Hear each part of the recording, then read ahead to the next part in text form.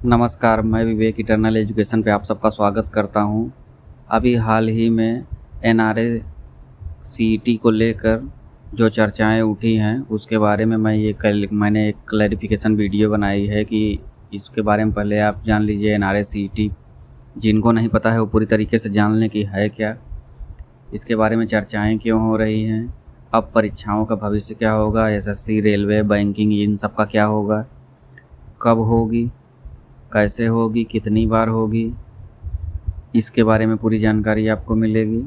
किस बात को लेकर लोगों के मन में असंतोष है, स्टूडेंट्स के मन में, और एजुकेटर्स का क्या कहना है, ये जानेंगे। तो इसके बारे में बताते हैं आपको। पहले आप जानिए एनआरए का सीईटी है क्या। तो एनआरए का मतलब है नेशनल रिक्रूटमेंट एजेंसी। अब एक राष्ट्रीय स्तर की एजेंसी बनेगी जो सभी एग्ज़ाम्स के लिए एक एग्ज़ाम कंडक्ट कराएगी जो प्रीलिम्स टाइप का होगा, और मेंस के लिए जिस डिपार्टमेंट का होगा उसका एग्ज़ाम देना पड़ेगा। तो उसके थ्रू एक सीईटी होगा, कॉमन एलिजिबिलिटी टेस्ट। जैसे कि यूपी के जो लड़के हैं उनके लिए पेट होता है, हरियाणा के लड़कों के लिए जो चलाया गया है। तो हर जगह का स्टेट में इस तरीके की संस्था चल रही है। और भी पहले केंद्रीय संस्थाएं थी, जैसे आईबीपीएस है, वो पूरी बैंकिंग का एग्ज़ाम कराता है सभी बैंकों का। तो उस तरीके से तो उन सब को हटा के रेलवे, बैंक और एसएससी सबको इसके अंडर में लाया जाएगा। तो उसके लिए एक एजेंसी बनाई गई है एनआरए, और वो कराएगी कॉमन एलिजिबिलिटी टेस्ट। इसको गवर्नमेंट ने 2020 अगस्त में अप्रूव किया था। अब इसके बारे में ये जानिए कि ये एजेंसी को, एनआरए को ऑपरेट कौन करेगा। तो एनआरए का संचालन कार्मिक, लोक शिकायत और पेंशन मंत्रालय इसके अंडर में होगा। Ministry of personnel public grievances and pensions इसके होगा। और जो इस समय पब्लिक ग्रीवेंसेस एंड पेंशंस इसके जो चेयरमैन हैं हेमंत कुमार पाटिल जी, वही इसके एनआरए के चेयरमैन होंगे।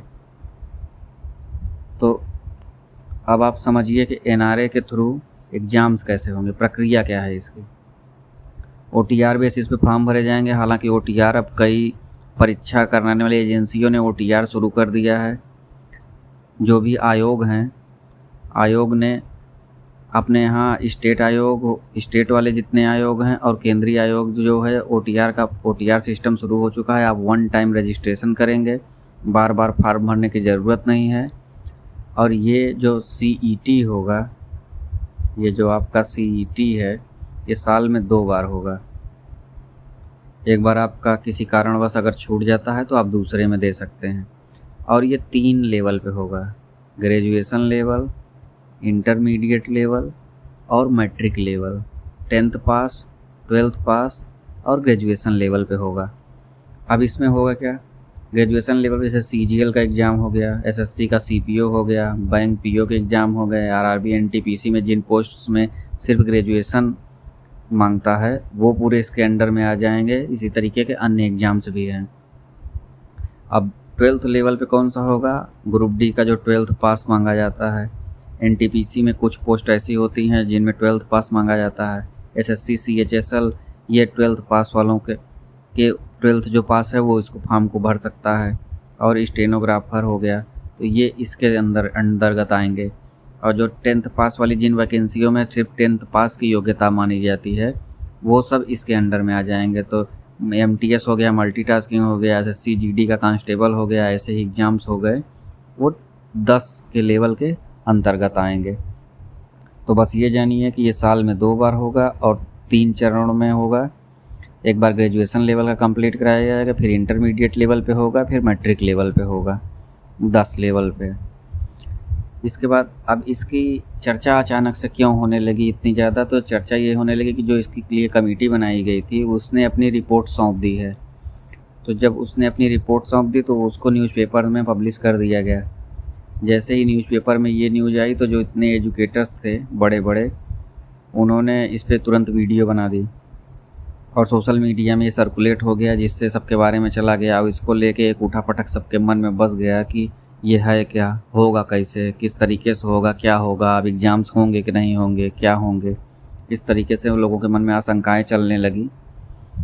तो उसके लिए मैंने ये वीडियो बना दी है जिससे सारे पॉइंट्स आपके क्लियर हो जाएं एक ही वीडियो देख के, बाकी कुछ देखने और किसी को सुनने की ज़रूरत ना पड़े।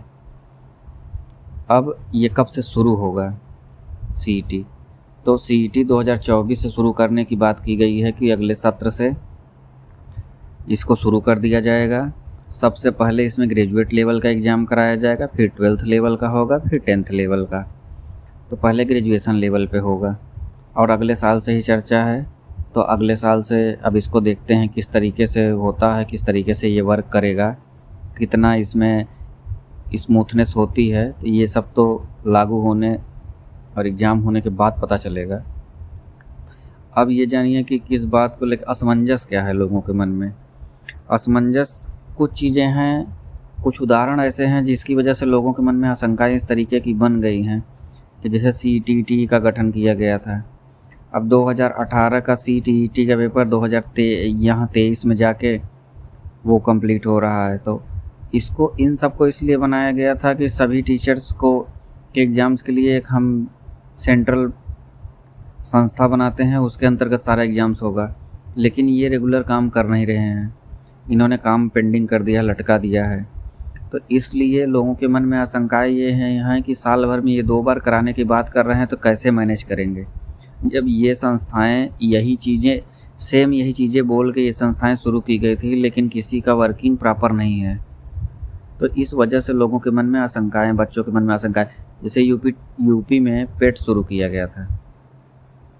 अब पेट का काम ये था कि ये भी साल में 2 बार कराने की बातें करते थे, लेकिन अभी साल में 1 ही बार हो रहा है। इनके एग्ज़ाम से अभी भी एक भी वैकेंसी अंतिम चरण तक नहीं पहुंची है कि ऐसी कोई वैकेंसी हो जिसमें ज्वाइनिंग मिल गई हो। जो जिनका एग्ज़ाम भी हो गया है, रिज़ल्ट भी आ गया है, वो उसमें चल रहे हैं। 2021 वाले से अभी तक वैकेंसी हो रही, 2022 से वैकेंसियाँ अब निकल रही हैं 2023 के आखिरी तिमाही में। अब आप समझ लीजिए। तो 2023 के एग्ज़ाम होने की प्लानिंग हो गई, 2022 वाले से हम अभी फॉर्म भर रहे हैं, कुछ का फॉर्म अभी भरना शुरू भी नहीं हुआ है। तो ये सब, इन सब का प्रदर्शन देखते हुए लोगों के, बच्चों के मन में ये आशंकाएँ बन गई हैं कि इसी तरीके से CET भी हो गया तो हम उसको लेके बैठे रहेंगे।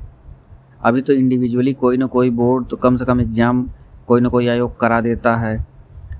तो इस वजह से लोग, और SSC जो है इर्रेगुलर था बहुत ज़्यादा, इसको लेके लोगों ने हंगामा किया था, बच्चों ने बहुत प्रदर्शन किया था, सारे एजुकेटर्स एक साथ आए थे, सब ने मिलकर आवाज़ उठाई थी। आवाज़ उठाने का असर ये हुआ कि SSC में अब लाइन पे आ गया, अब सारे काम एकदम धड़ाधड़ और एकदम सुचारू रूप से होने लगे हैं। तो लोगों के मन में आशंकाएँ ये हैं कि जो अभी SSC की पिछली पोस्टिंग में 7 महीने में पूरी हो गई थी, तो 7 महीने में ज्वाइनिंग मिल गई, तो लोगों के मन में यह आशंकाएँ उठी कि हाँ, बोर्ड जाग गया है, ये रेगुलर काम करा रहा है, इतनी जल्दी और कोई करा भी नहीं पाएगा। तो इससे एक आत्मविश्वास बच्चों के मन में बढ़ा, एक मोटिवेशन मिला कि हाँ, जो हम पढ़ रहे हैं 4-4 साल हमको नहीं पढ़ना पड़ेगा, 5 साल नहीं पढ़ना पड़ेगा। तो उस हिसाब से बच्चों ने सोचा। लेकिन अब ये लोगों के मन में डर है कि ये बंद हो जाएगा जब NRH शुरू हो जाएगा, तो क्या पता उसके भरोसे एग्ज़ाम में बैठे रहेंगे, फिर से यही काम ना हो जाए कि जो SSC 2 साल 3 साल में पूरा कर रहा था वही NRA काम करने लगे। तो इस सब को लेकर आशंकाएँ बनी हुई हैं।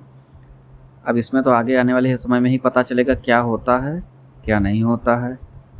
तो जैसा भी होगा आपको बताया जाएगा। और सरकार को भी ये चाहिए कि जो बच्चों के लिए हितकर हो, जो अच्छा हो, वो चीज़ें करें तो उसमें सबको फ़ायदा हो। तो आप सबका वीडियो देखने के लिए धन्यवाद। चैनल को सब्सक्राइब कर लें, उस पर अब रेगुलर वीडियो जा रही हैं, आपकी पढ़ाई उसमें कंप्लीट हो जाएगी। जो भी चीज़ें आप बुक से पढ़ते हैं उसको यहाँ आके रिवाइज कर लें तो आपका रिवीजन कंप्लीट हो जाएगा।